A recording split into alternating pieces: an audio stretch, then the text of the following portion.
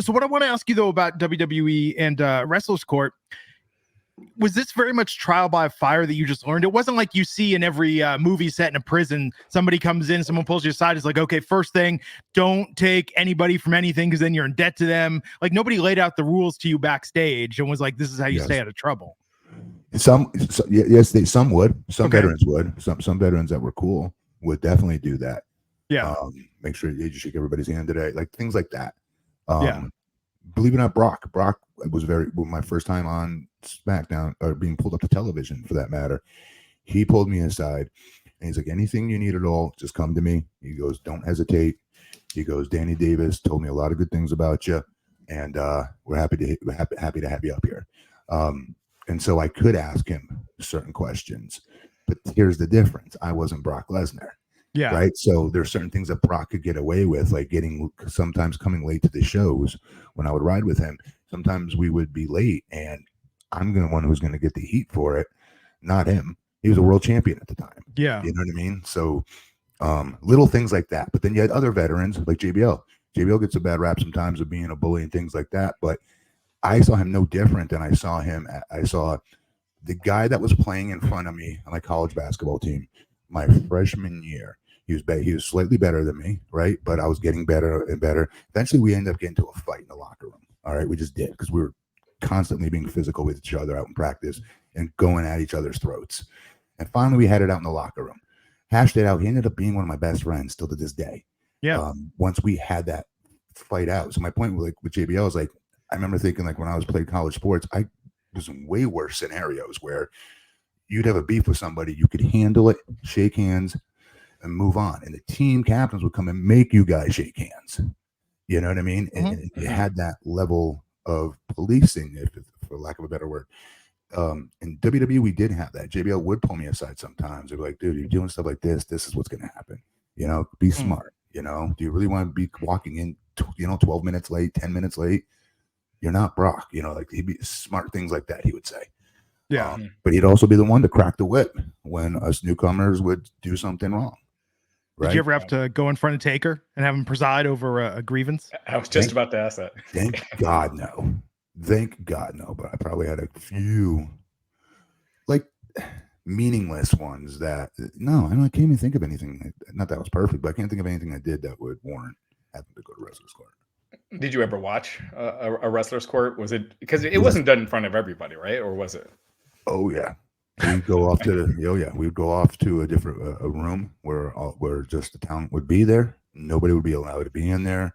Like every once in a while, like Bruisers, like Bruiser, whoever, I forget who it was. Somebody from the office would try to, get their way in there and act like they're part of the boys, and they no, get out, get out. And it could be comical, but it could also be really mean. What were the punishments handed down when somebody was? Always the same. By Taker Jack, by JBL, and Ron Simmons, whatever their favorite drink was. Remember, it was all because whatever you did has come to a head, and everyone's talking about it, and it's rubbed a lot of vets the wrong way. So once they get in there, it becomes more of like a funny thing, while at the same time, letting you know, hey, dude, like get your ish together here. Come on. And I thought it was more funny than it was mean. The ones I saw. Yeah. It's weird to think about. I mean, just as an idea, because people talk about it still, and it seems so ridiculous. But when you're in this organization, there's no union, there's no HR. Who has a whole nother conversation that I could eat up the entire day on when it comes to the union stuff. With us not having that, which is BS. We should do that one day. Yeah, so you're left with Taker, JBL, and apparently you could just. So, hear me out though. Yeah, I will guarantee you one thing: that stuff with Punk would not have happened. Yeah, it would not have happened.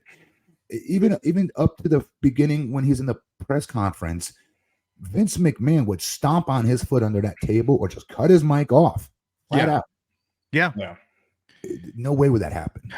Yeah. So to that point, just quickly, I mean, I know you have a communications degree. You worked in that field, and you definitely, as you've talked about here, did a lot of that work with Impact, and doing advanced work for TNA, doing shows and whatnot. But did WWE, because I've always wondered this, did they put talent through media training, even basic, sit with a PR person and like, this is how you answer a question, this is what you don't say, this is how you deflect?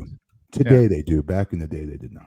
It's crazy. It's crazy to think they would just turn people out there doing media that like had no clue how to present themselves. When you say it that way, yeah, you're right. But that's why there's only a select few that would do it. Yeah, that makes sense. You didn't really see as much media covering wrestling back then. You didn't, like now you have all the major media, running wrestling articles. But back then you didn't really have it that much. Yeah. And they wouldn't talk to the wrestling sites, so like WWE refused. I mean, it wasn't until the late AEW. 20. Well, no, WWE actually, they started opening it up to us probably like 2008-ish, I would say. Yeah, but look at the access though. When we were at Wink, it was rare that we would get anybody, and usually they had something else to promote. I mean, go back and watch our Heath Slater interview where he's afraid to say anything about WWE. AEW changed that though. Wrestling Inc., Fightful, all those sites never got WWE interviews until AEW started making talent available. Mm-hmm. Yeah, yeah, for sure. Know that.